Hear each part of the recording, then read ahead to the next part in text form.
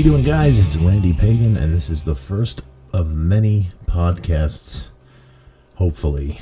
I'm not exactly sure what the show is going to evolve into, but I am trying to get comfortable on a microphone, and this is the best way to do it, to just do it. So that's what I'm attempting to do tonight.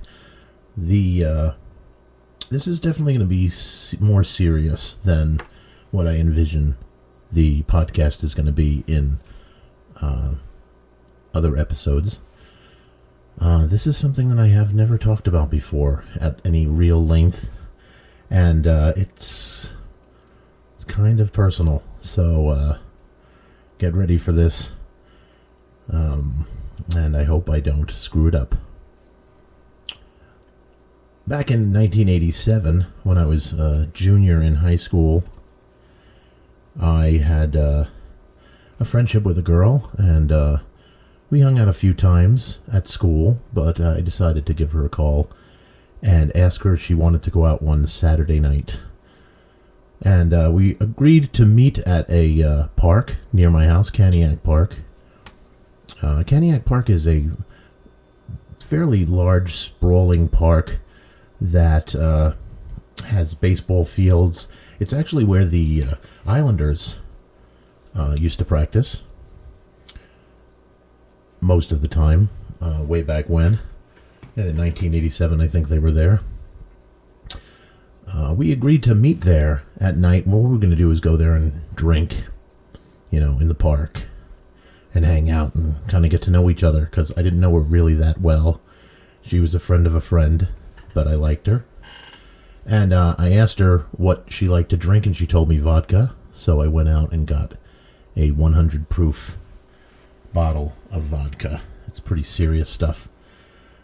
And we met about 6 o'clock that night. Maybe 7, probably 7. And we started drinking. And just talking about stuff and just having a good time. The park is fairly dark at night. There's a lot of dark areas of the park. It's not very well lit. But we started drinking and having a good time. And probably around 9:30 or 10 o'clock, we were hanging out and we're walking along and drinking. And I brought vodka, 100 proof vodka, and I brought a chaser. And we were walking along and we came across these two guys that were just hanging out there. And they were well-dressed guys. They were black guys. They were well-dressed guys, and we just started talking to them about nothing. And I had been getting pretty drunk. She hadn't been drinking that much. But I had been getting drunk slowly. And she was drinking, but she just wasn't drinking as much as I was, and I probably shouldn't have been drinking that much either, because I wasn't making a very good first impression either way. So we came across these guys, and we were talking to them for a while and laughing and hanging out, and it just seemed kind of normal. They were normal guys, nice guys, personable, and they were cracking jokes, and it was getting darker by this time. We might have talked to them for about an hour, and it was getting pretty dark, and the park was shutting down certain areas, getting ready to close probably. I think they closed at 11, and so we moved over to an area that was fairly dark, and there were some picnic tables there, and we were talking by these picnic tables. We knew that the security in the park probably wouldn't see us there. We were watching people leave. The parking lots were emptying as it was getting later and later. And these guys were normal guys. They were talking to us about whatever and having these conversations. And they mentioned pot. And I liked smoking pot back then. I didn't have any, but I liked smoking pot back then. I still do occasionally. But when they mentioned it, I was excited, because I definitely wanted to smoke a joint. And they said, "Do you want to smoke a joint?" And I said, "Sure, let's smoke." And I suggested that we go up to a higher area, which is up a hill, to an area that I knew no security would see us, that we could hang out all night if we wanted to, because the security doesn't go up there. It's a fairly steep hill at the back of the park. And when we went up there, we were talking and sitting in a, just sitting around in a circle, the four of us. I was sitting across from her, and there were those two sitting on the sides of us. And one of them said that they wanted to go and roll a joint or something. Oh, go to the bathroom. Actually, we smoked a little bit. And he said he was going to go to the bathroom. So he got up to go to the bathroom. And so at this time, I was pretty drunk. I was very drunk. And we had given them some alcohol, too. And we had smoked a joint. And he went behind me to go to the bathroom. And then the next thing I realized, I was face down in the grass with my face in my hands. And I was in a lot of pain. My face was hurting really badly, and I was aching. And I pulled my hands away from my face, and they were covered with my blood. And as I came to and realized what happened, I noticed that there were no sounds. The girl I was with was gone. The two guys I was with were gone.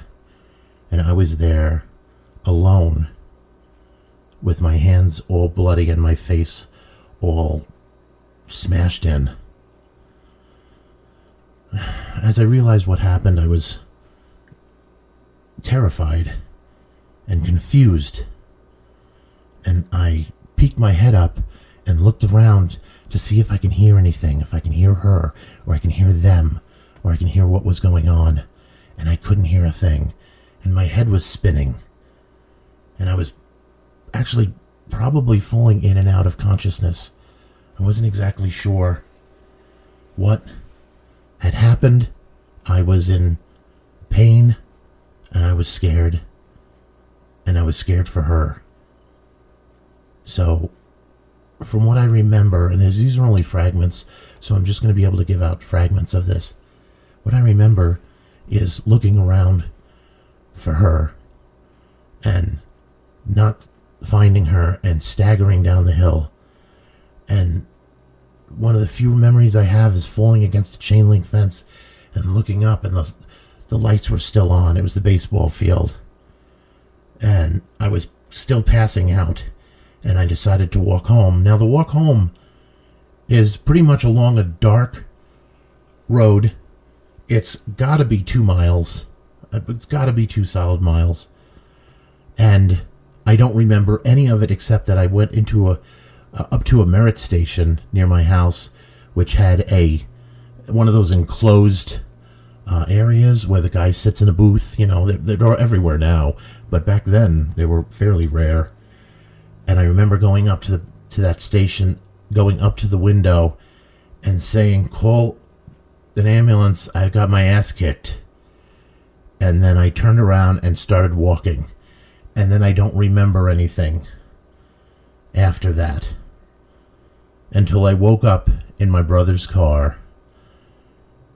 And he was telling me that he was taking me to the hospital. And he told me what happened. Now, to fill in the blanks, I called my brother a couple days ago, and I asked him what actually happened, because I did want to know. I mean, it mattered to me to get this right, to get this story right. And I had this huge blank space that he could fill in, and he let me know what happened. He was home. The girl's parents had called him and said that the girl I was with was raped, and that they were taking her to the hospital, and that they knew that I was beaten. They knew that I was assaulted, and they were taking her to the hospital, and they were calling to find out if I had gotten home, because she didn't know what had happened to me. And she didn't even know if I was alive. So my brother grabbed a couple of his friends, and they went up to Keniak Park, and they went looking all over the place. I mean, they looked high and low. He said anywhere he can get in, but he couldn't get in certain places. They even took a flashlight and took a walk around the place and everything else. He didn't see me, and he was pissed off, and he was worried. And he came home, and they were sitting out in the driveway talking about what could have happened, because they had traced the path back to the house to see if I was maybe lying on the road or in the bushes or something. They had traced the path all the way back, and they couldn't find me, and it was affecting my brother. And they're sitting in the driveway, and all of a sudden they're hearing this moaning, this loud moaning. And my brother looks around the house. He can't find me. He doesn't know. He's hearing it, but he doesn't know where it's coming from. So he goes up to my bedroom, which was upstairs, and he looks out the window, and he sees me laying on the roof. Now, I got to slightly explain this, that the roof in my house, I used to go into my bedroom through the roof of my house. I could climb up across the garage and into my window. It's that easy to explain, but I can go into that way. It was very easy to get in that way, and I probably didn't have my key. So I'm guessing that mechanically I had a concussion, and mechanically I just climbed up and tried to get in my window, and I passed out on the roof. So he found me up there. He got me in the window. He got me in the car, and he drove me to the hospital. And I remember a point where I saw the girl, and I broke into tears and was screaming, I'm sorry, I didn't protect you, I'm so sorry, I'm sorry this happened. Because the truth was, it was my fault. It all was my fault. I mean, we didn't have to talk to anybody. We could have kept to ourselves. The only reason I went up the grassy part was to smoke a joint. Otherwise, we would have stayed in the light probably and even talked to these guys, in a lighted area. It would have been a lot easier if I didn't make these poor decisions based on my want to smoke a joint, really. I mean, I can't think of another reason. I mean, we might have moved too because it was getting late and the security would have kicked us out of the park at a certain time. But I felt it was my fault. I carried around a lot of guilt for a long time. Now, my face was literally kicked in. I had marks on my head, these deep indents on my head from being kicked repeatedly in the nose and the forehead, and even my mouth. My lip was all was really swollen. I mean, they really did a job on me. They didn't want me getting up. And, I just remember feeling really bad about the whole thing, just feeling really responsible about it. Now, the thing about all this is that, I was also in the hospital for a couple of days. I got out. I remember my friends kind of making fun of me and joking around and stuff like that because of how I looked. I mean, I looked pretty horrible and pretty scary. I had huge bruises in my forehead for weeks, and I think I had to go back to school too. I'm not sure. No, I didn't have to go back to school. This was also I didn't mention this, but this was July 1987, and I remember talking to a lot of my friends, and this includes my brother, who kind of reminded me of this. And a lot of my friends were like, why would you ever trust two black guys hanging out in a park? Like, why would you even think that would be a good idea? And it was, at the time, it was a weird accusation to me. It's not that I didn't have certain racial predilections. I grew up in a completely white neighborhood, surrounded by people who talked about black people like they were marauding criminals a lot of the time. Okay, so I definitely had something that would count as racist. In fact, most of the people I know had something, and some were blatant about it. But there were a lot of people that weren't really racist, but they would say racist things kind of accidentally. And that happened a lot. These people don't think that they're racist at all. They don't believe that they're racist. They don't believe that they're have any kind of weird bias towards black people, but they do, and you can hear it when certain things happen, and when their friend got the living shit beat out of them. I mean, when they saw my face, a lot of that racism spilled out. Okay, and I had conversations with a lot of people that went by like, why did you hang out with them? Why would you think that would be a good idea? Why would you go up the grassy hill up to the top there with them? Why would you think that was a good idea? And the truth was, I didn't really think it was a bad idea. Okay? I just didn't. I didn't have that whole thing in me. I don't remember. But I don't remember having that kind of racism in me. Some suspicion or some weird thing, yeah, probably. But I just didn't have that inherent anger in them. When I brought this up to my brother a couple of days ago and asked him what the story was, what happened, what did he remember from it, because I didn't remember so much, he brought that up again to me. He was like, why would you think that would be a good idea to hang out with those black guys? And another thing that a lot of people said, because my response to why would you think that's a good idea is, I didn't think it was a bad one. I don't think that way. And I said that at the time, and I still say that today. This wasn't a black thing. This was a shithead thing. This was a criminal thing. Those guys could have been white. They could have been Hispanic.